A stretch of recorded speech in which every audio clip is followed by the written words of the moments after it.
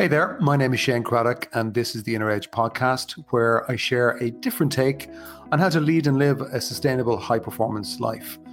Over the course of different episodes, I'm going to challenge the belief that tension, stress, and struggle are essential to success and creativity. My experience is that there's an easier way, there's a better way, and indeed there's an essential way that we need to explore for the times that we live in. So let's go ahead, let's jump in and explore.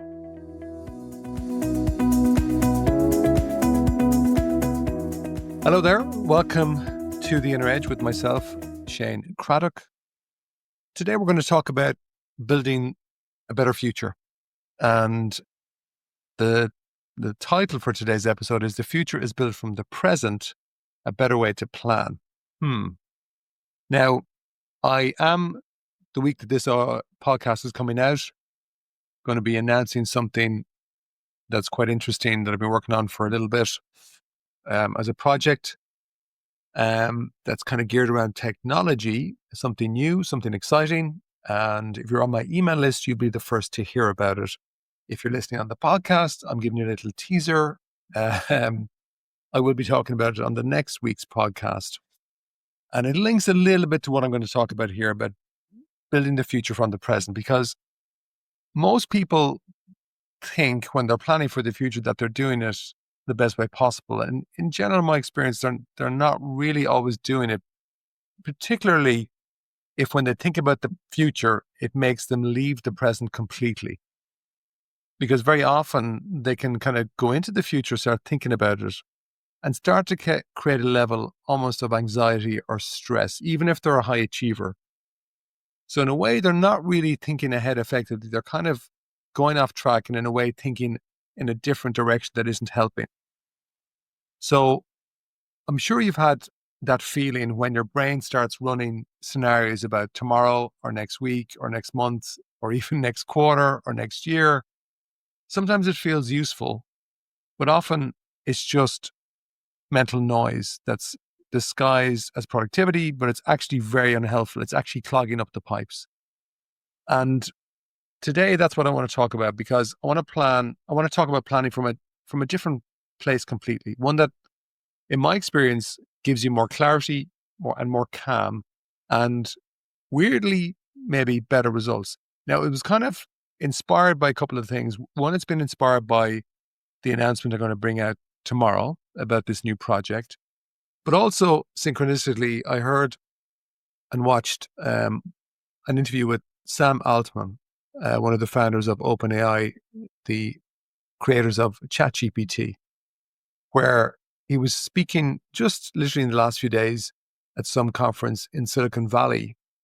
And the person speaking to him was asking about, like, well, look, do you go to the future and work backwards, which is kind of a Silicon Valley tech approach, and which actually does work. It's very powerful to go to the future and work backwards from the future. But what he said was that actually they didn't always do that, that what they did most of the time was kind of just look and be very much in the present and see what was working, what wasn't, and kind of create from the present.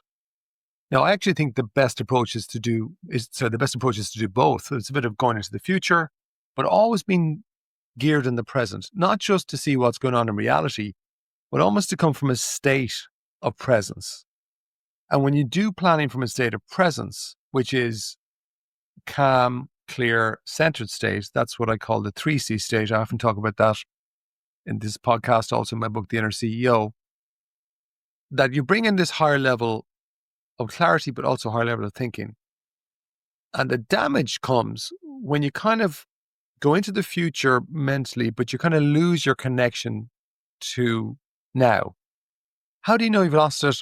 I think the simple clue is in the feeling, is that if you're feeling good, there's a positive sense that comes when you're in the present. It's just a natural, centered, upbeat feeling. That's the key. And when you keep that there, the quality of thinking about the future is dramatically better. So maybe the shift that I'm talking about as I'm talking it out with you is you don't need to stop planning on any level. Planning is good, actually. Thinking in this context is very good. It's more about stop planning from a poor state of mind, or a poor state of feeling, a poor state of being. One that's usually, by the way, grounded in some form of stress or low-level anxiety or fear. And in my experience, and what I'm seeing for myself is that better, more effective strategic thinking happens when you're grounded in the moment, and it's not when you're caught up in anxious projections of the future. So as a little example, like you could open up your calendar to prepare for something next month or next quarter. And then a few minutes later, you're actually stressing about a meeting 3 months away. You've kind of taken the future and you've moved it on into a different zone and you've knocked your state. Or maybe you're kind of looking at your priorities and goals for the next period of time. And then without realizing it, at the back of your mind, you're suddenly worrying. Maybe your inner voice is saying things like, what if this fails? What if I don't succeed? What if I'm off track already? What if I'm doing this wrong? What if I don't get there on time? Simple stuff, but actually knocks you out of that zone that allows better quality insight and thinking. Because what actually happens then is you start thinking more about these unwelcome outcomes instead of maybe the ideal ones. But in particular, it knocks you then out. If you stay in that thinking, it knocks you out of doing what needs to be done right now. And in a way, future-based, like that is future-based anxiety. You're no longer leading from the moment, from the present moment, from reality. You're actually now chasing mental shadows, probably without even realizing it. I remember speaking to a client a couple of years ago where we were talking about planning. He said, actually, I can't stop thinking about how next year might go wrong. Like I'm planning, but honestly, I just feel frozen about next year. He wasn't obviously planning at all. He was pre-living every failure that he was fearing. He was projecting forwards and it was totally paralyzing him.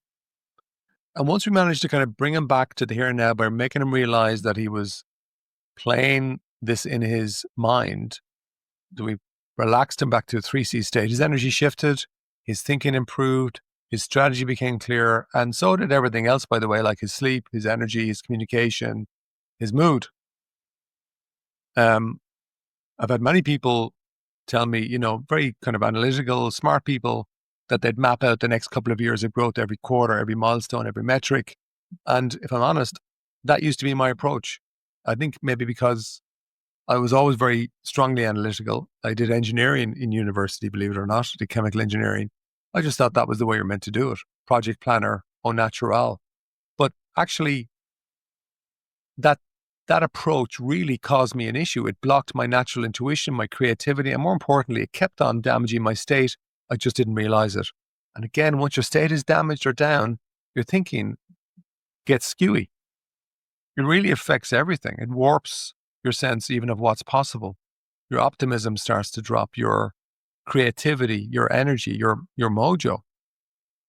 Now, all of my plans, and I've seen other people do this, they look very impressive on paper, but it's just that inner anxiety, that inner pressure kind of just crushes your creativity.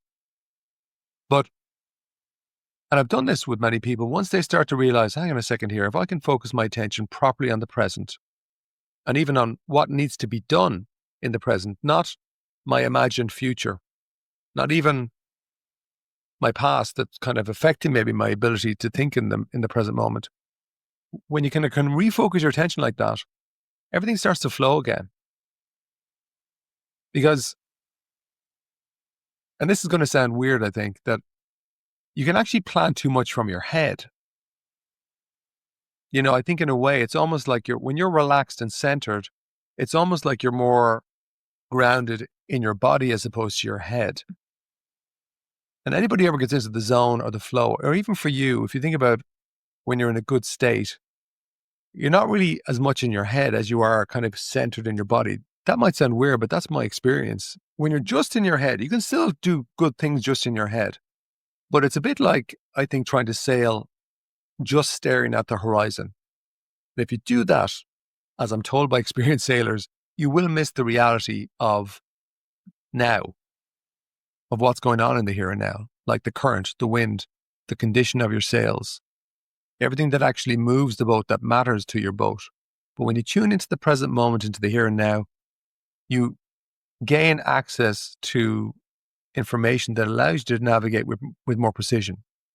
So it's not that you ignore the horizon, you just don't live in it, in the same way that it's not that you ignore your thinking or the future, you just don't live in it. But some people live in the future too much. And actually, sometimes they live in the past as well. The bottom line, living in your head is dangerous. We don't sometimes realize that we're doing it, though. I wonder what you think as you're listening to me.